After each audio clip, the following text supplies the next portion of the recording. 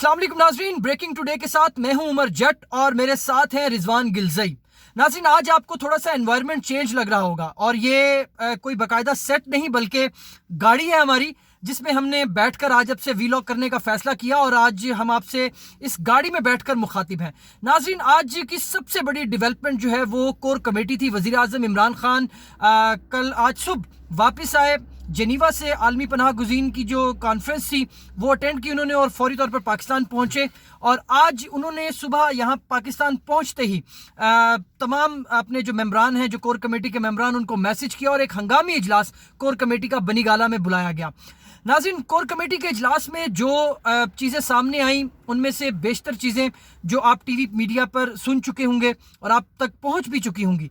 ताहम हमारा breaking today की टीम का आपसे वादा है कि हम आपको वो चीज़ें बताएंगे जो किसी और ने आपको नहीं बतानी, वो हम आपको बताएंगे। और इसीलिए हमने आज गाड़ी में बैठकर भी आपसे बात करने का फैसला किया और इसी हवाले से मैं और रिजवान गिलजई यहाँ पर मौजूद हैं। नाज़रीन, आज कोर कमेटी का इजलास हुआ और कोर कमेटी इजलास में कुछ अहम फैसले भी हुए, ताहम उसमें कुछ डिस्कशंस भी हुई, कुछ अहम मुलाकातें भी बनी गाला में हुई जो मौजूदा सियासी सूरत हाल चल रही है। उन तमाम का हाल हम जानेंगे रिजवान गिलजई से। रिजवान, आज कोर कमेटी इजलास था और कुछ अहम मुलाकातें भी वज़ीर आज़म इमरान खान से हुई। कोर कमेटी इजलास में भी कुछ फैसले किए गए। इनसाइडर क्या है, अंदर क्या हुआ? बहुत शुक्रिया उमर जट। ज़ाहिर दो बड़े फैसले वज़ीर आज़म की गैर मौजूदगी में हुए और तारीख के बड़े फैसले थे। एक तो तफसीली फैसला जो आर्मी चीफ की मुद्दत मुलाजमत से मुतालिक सुप्रीम कोर्ट की जानिब से आया, और दूसरा फैसला जो गुज़श्ता रोज़ साबिक सदर परवेज़ मुशर्रफ को जो सज़ाए मौत देने का फ़ैसला है। उसके बाद आपने जब देखा रिएक्शन पाक फ़ौज की जानिब से बड़ा स्ट्रॉन्ग एक रिएक्शन आया। और आज वज़ीर आज़म ने जब ये कोर कमेटी जिसका आपने जिक्र किया इसका इजलास होना था, तो उससे पहले कुछ अहम शख्सियात, मुक़्तदर शख्सियात की भी। ये मुक़्तदर शख्सियात रिजवान किस कॉन्टेक्स्ट में आप कह रहे हैं? कुछ जो देखें, गुज़श्ता रोज़ जो फैसला आया और उस पर पाक फ़ौज का जो रिएक्शन था, वो रिएक्शन ज़ाहिर है हुकूमत के सामने भी उसका इजहार करना था। तो जो सलामती के इदारों के अहम जो कुछ लोग वो भी वज़ीर आज़म से मिले और उन्होंने भी जो उनके तहफ़्फ़ुज़ात थे या जो फ़ैसले के हवाले से जो उनकी राय थी वो वज़ीर आज़म को बताई। बेसिकली आज जब ये इजलास शुरू हुआ तो इसमें वज़ीर आज़म ने एक साजिश का जिक्र किया। इससे पहले भी वज़ीर आज़म, आपको मालूम है, हमने भी रिपोर्ट किया है कि साजिशों का जिक्र वो करते रहे, अगरचे कि वो उन हुकूमती शख्सियात ने बताया नहीं कि कौन साजिशें कर रहे हैं। लेकिन आज वज़ीर आज़म ने इजलास में बैरूनी साजिश का जिक्र किया। उन्होंने ये कहा कि जितनी मर्ज़ी हमारे दरमियान मसाइल होंगे लेकिन बैरूनी साजिशों को हम कामयाब नहीं होने देंगे।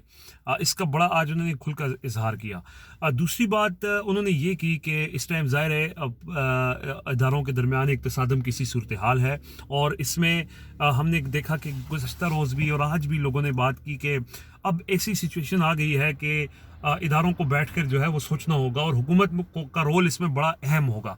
तो वज़ीर आज़म ने आज एक बड़ा फ़ैसला किया। उन्होंने ये कहा है कि इदारों के दरमियान वो हुकूमत जो है वो हम आंगी पैदा करने के लिए किरदार अदा करेगी। और उसके हवाले से कुछ तजावीज़ कोर कमेटी के अरकान ने पेश की कि एक जिस तरह साबिक चीफ जस्टिस ने भी एक डायलॉग की बात की थी। लेकिन जो साजिश का जिक्र है उसमें एक अहम फैसला जो आज आया है उससे बड़े हम हैरान हुए हैं और उस इजलास में भी ये फैसला किया गया है कि साबिक जो मौजूदा आर्मी चीफ हैं उनकी मुद्दत मुलाजमत के लिए सुप्रीम कोर्ट ने 6 माह का वक्त दिया और तफसीली फैसले में ये बताया है कि 6 माह का वक्त अगर ना कानून साजी की गई तो आर्मी चीफ रिटायर तस्वर होंगे।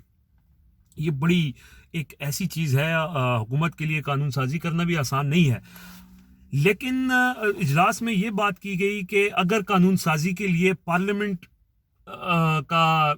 के ज़रिए कराई जाती है तो वहाँ मौजूद जो जमातें हैं वो इस मौके का फ़ायदा उठाकर, चूँकि वो ज़ेर अताब हैं, वो इदारों को तस्दीक का निशाना बना सकते हैं कि वो ज़ेर अताब हैं। जी हाँ।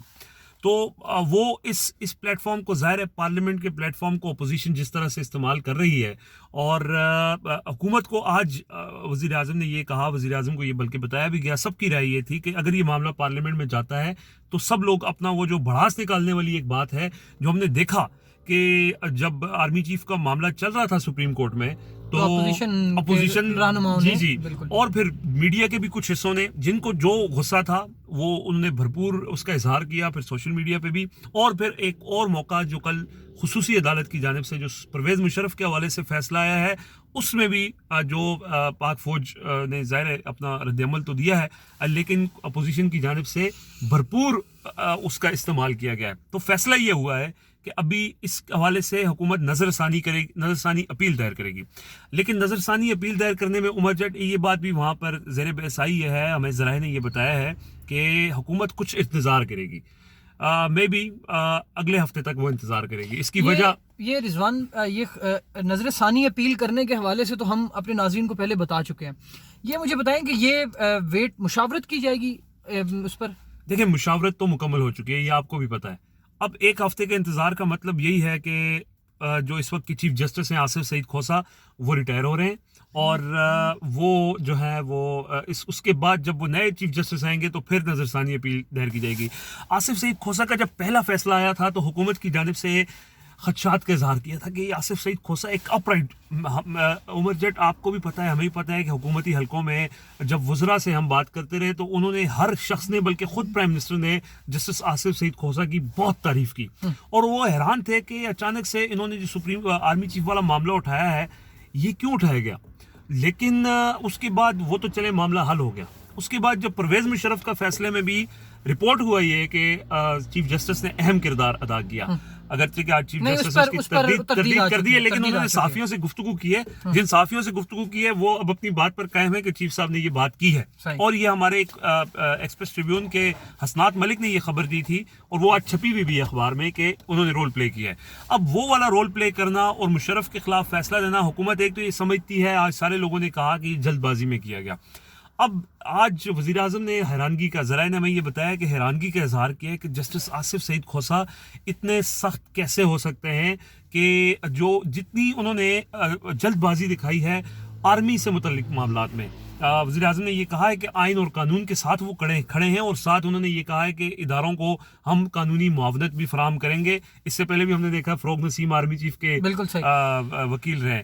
तो आज दो जो इम्पोर्टेंट चीज़ें हुई हैं उसमें उमर जट, ये एक तो हुकूमत ने फैसला किया है कि वो नज़रसानी की अपील करेगी, हम इंतजार किया जाएगा कि आसिफ सईद खोसा रिटायर हो जाए, और दूसरा उन्होंने ये कहा है कि कौमी डायलॉग की ज़रूरत है, और बैरूनी साजिश का उन्होंने जिक्र किया है। अब इस साजिश के पीछे कौन है, शेख रशीद साहब ये बताते हैं कि there is a face behind the case. जब हमारी उनसे बात हुई थी, शेख रशीद ने ये कहा कि ये मामला इतने आसान नहीं है।